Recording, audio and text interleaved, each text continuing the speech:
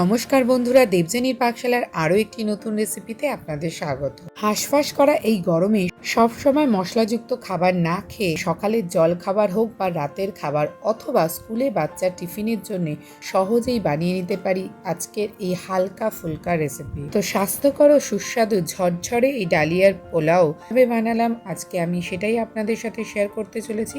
তাহলে চলুন শুরু করা যাক আজকের রেসিপি। এর জন্য একটি স্টিলের বাটি মেপে নিয়ে নিয়েছি এক বাটি ডালিয়া। বন্ধুরা, আপনারাও নির্দিষ্ট একটা বাটি মেপে নেবেন এবং সেটা কেন সেটা আমি ভিডিওতে আগে শেয়ার করব। গ্যাসের ফ্লেমটা অন করে শুকনো খোলায় ডালিয়াটাকে একটু ভেজে নেব। এটাকে ততক্ষণই একটু ভেজে নেব যখন এখান থেকে হালকা একটা গম ভাজার মতন গন্ধ আসবে। ডালিয়া হলো গমেরই একটি ক্ষুদ্র অংশ। তো বন্ধুরা, আমার এটা ভাজা হয়ে গেছে, এবার এটাকে নামিয়ে নেব।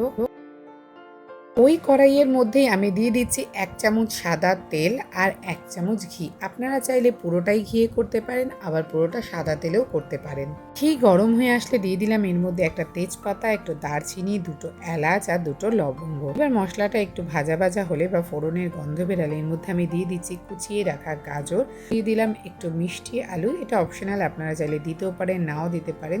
একটু নেড়ে চেড়ে এর মধ্যে দিয়ে দিলাম কুচিয়ে রাখা ক্যাপসিকাম। গ্যাসের ফ্লেমটা একদম লোতে রেখে আমি এটাকে একটু ঢাকা দিয়ে দেবো। 1 মিনিটের মতন এটাকে ঢাকা দিয়ে সিদ্ধ করব। ততক্ষণ ওদিকে ডালিয়াটাও ঠান্ডা হয়ে গেছে। এবার এটাকে জল দিয়ে ভালো করে ধুয়ে নেব।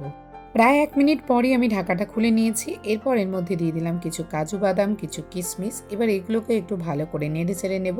আপনারা চাইলে এটাকে আগেও ভেজে তুলে নিতে পারেন। আমি এগুলোকে একসাথে এর মধ্যে দিয়ে দিয়েছি। আর তারপর এর মধ্যে আমি দিয়ে দিচ্ছি একটু আদা বাটা। আমি এখানে প্রায় 1 চামচের মতন আদা বাটা ব্যবহার করেছি। আদা ভাজার গন্ধ বেরালেই আমি এর মধ্যে দিয়ে দেবো ধুয়ে রাখা ডালিয়াগুলো। আরও একবার সমস্ত উপকরণগুলোকে খুব ভালো করে মিশিয়ে নিতে হবে যাতে একটা সুবাস আরেকটার সাথে খুব ভালোভাবে মিশে যায়। এরপর একটু নাড়াচাড়া করার পরই আমি এর মধ্যে দিয়ে দিচ্ছি পরিমাণ মতো নুন।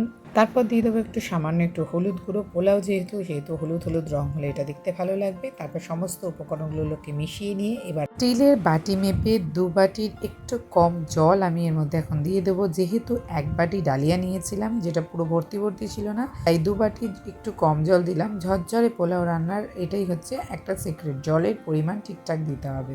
আরও একবার এটাকে ভালো করে নাড়াচাড়া করে দিয়ে লো ফ্লেমে 5 থেকে 7 মিনিটের জন্য ঢাকা দিয়ে রান্না করতে হবে।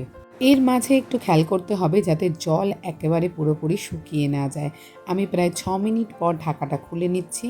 বন্ধুরা, দেখতে পাচ্ছেন এটা কিন্তু একেবারে শুকিয়ে যায়নি, একটু জল জল আছে। এবার এটাকে একবার নেড়ে চেড়ে দিয়ে আমি এর মধ্যে দিয়ে দিচ্ছি 4 চামচের মতন চিনি।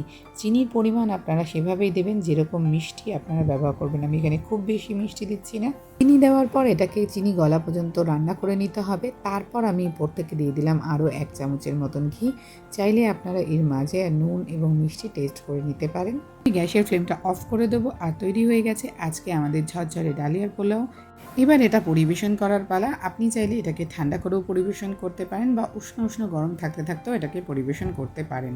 তো বন্ধুরা, এই গরমে আপনারাও অবশ্যই একবার বাড়িতে বানিয়ে ফেলুন এই হালকা ফুলকা রেসিপিটি। আর ভিডিওটি ভালো লাগলে অবশ্যই একটি লাইক করুন, শেয়ার করুন আর সাবস্ক্রাইব করে বেল বাটনটি প্রেস করে দিন যাতে নতুন নতুন কোনো ভিডিও আসলে সবার আগে আপনার কাছে পৌঁছে যায়। অবশ্যই বন্ধুরা কমেন্টস করতে ভুলবেন না। ধন্যবাদ।